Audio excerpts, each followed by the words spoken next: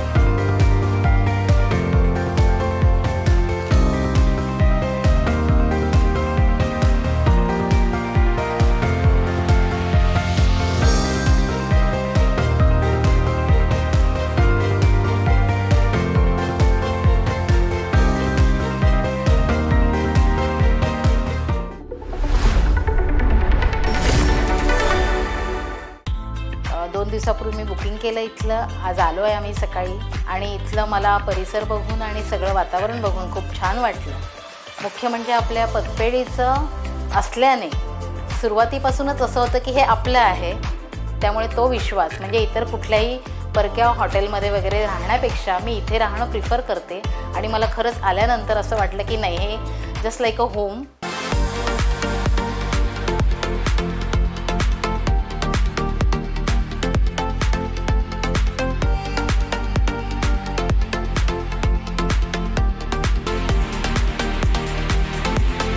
तर हे जे सोलापूरचं गेस्ट हाऊस आहे ते खूप सुंदर आहे। सगळ्या सुविधा इथे आहेत, गरम पाण्याची सोय आहे, AC आणि रूमसुद्धा प्रशस्त आणि चांगल्या आहेत।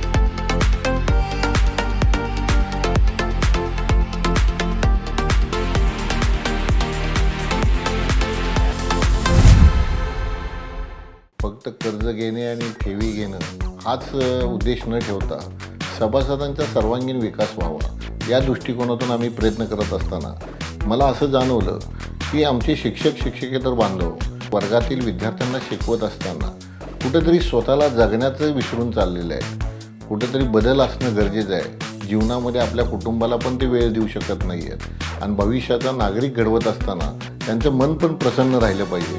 त्यांना पण कुठेतरी आपलं जीवन जगता यावं या दृष्टिकोनातून संस्थेच्या माध्यमातून एक पर्यटन विभाग चालू करावा अशा पद्धतीने विचार केला.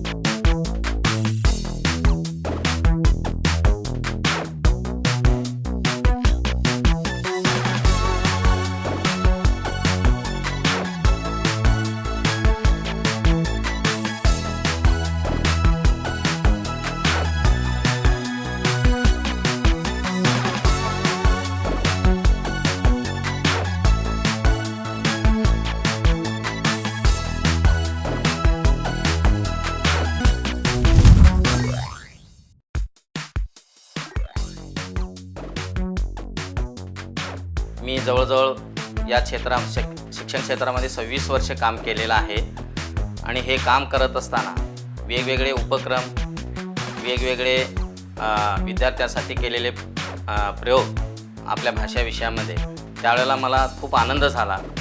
कारण माझ्या कार्याची दखल या संस्थेने राज्यस्तरीय पुरस्कारासाठी घेतलं हे माझ्यासाठी कौतुकास्पद, अभिमानास्पद गोष्ट होती आणि म्हणून मी या संस्थेचं मनापासून ऋण व्यक्त करतो. मैंने इस संस्था में जब अपने फाइल को प्रस्तुत किया तब मुझे ये जिज्ञासा थी, बड़ा कुतूहल था कि मुझे ये पुरस्कार मिलेगा कि नहीं मिलेगा.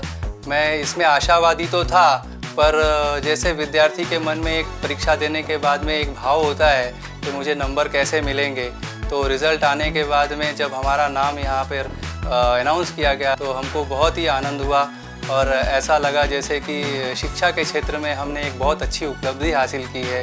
सन 2019चा आदर्श शिक्षक पुरस्कार हा मला सेकंडरी पतसंस्थेच्या माध्यमातून प्राप्त झाला. मी एका दुर्गम ठिकाणी उपशिक्षक म्हणून काम करतो आणि कर्मवीर भाऊराव पाटील यांच्या नावानं मिळालेला जो पुरस्कार आहे तो पुरस्कार खऱ्या अर्थानं मला काम करत असताना ऊर्जा देणारा आणि प्रेरणा देणारा असा ठरला आणि तो क्षण हा माझ्या आयुष्यातील हा सुवर्ण क्षण होता.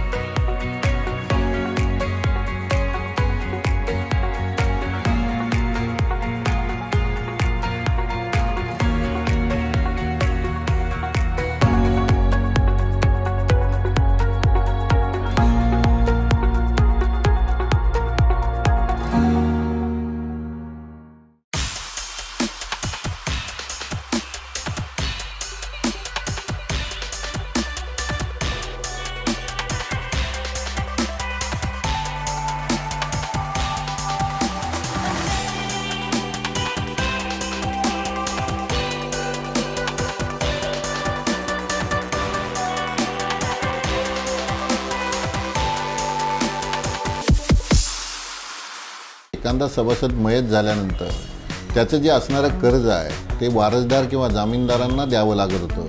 त्यामध्ये ते भरडले जात होते आणि त्यांना ते जामीनकीचे नकोशी वाटत होती. त्यावर उपाय म्हणून आम्ही अनेक संस्थांशी संवाद साधला, अनेक कंपन्यांशी आम्ही अभ्यास केला. तर त्या कंपन्यांमध्ये ते कर्ज किंवा ते लोन फेडण्यासाठी त्यांचा प्रीमियम जो होता तो जास्तीत जास्त होता. त्यामुळे आपण असा विचार केला की संस्थेची एक योजना चालू करूया.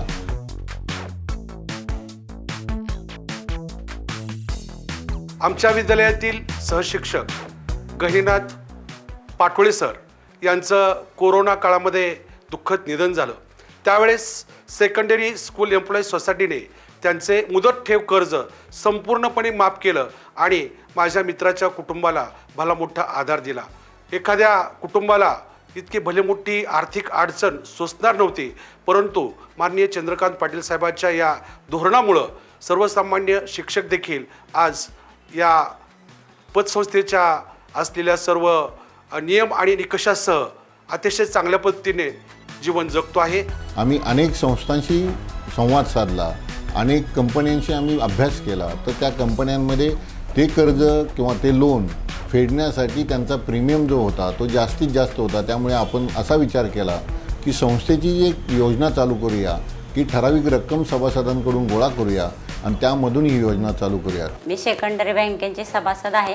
माझे पती पण ह्या संस्थेमध्ये सभासद होते, पण अचानक गेल्या वर्षी दुर्दैवी घटना झाली आणि त्यांचे जे कर्ज होते ते ह्या संस्थेने माझे माफ केले आणि माझ्यावर आलेल्या दुःखद प्रसंगातून मला त्यांनी मुक्त केलं. त्या ह्याच्यातून मी त्यांचे आभारी आहे. सभासदांनी जे पैसे गोळा केले ते 32 कोटी जमा झाले. त्यावर वर्षाला 2.5 ते 3 कोटी व्याज मिळतं. त्या व्याजातून आपण ही योजना चालू ठेवलेली आहे. माझे मिस्टर बाप्पू संभाजीकड हे कानिपनाथ विद्यालय भिवरी येथे कार्यरत असताना त्यांचं आकस्मिक निधन झालं आणि त्यावेळेस आपल्या संस्थेतर्फे जी माझी त्यांची जीवन सुरक्षा ठेव योजना होती त्यामधनं जवळजवळ 21 लाखाचं कर्ज माफ झालं. त्याबद्दल मी संस्थेचे खूप खूप धन्यवाद मानते आणि खरोखरीच खूप मला साथ मिळाली आणि त्या मोठ्या संकटातनं मी बाहेर पडले.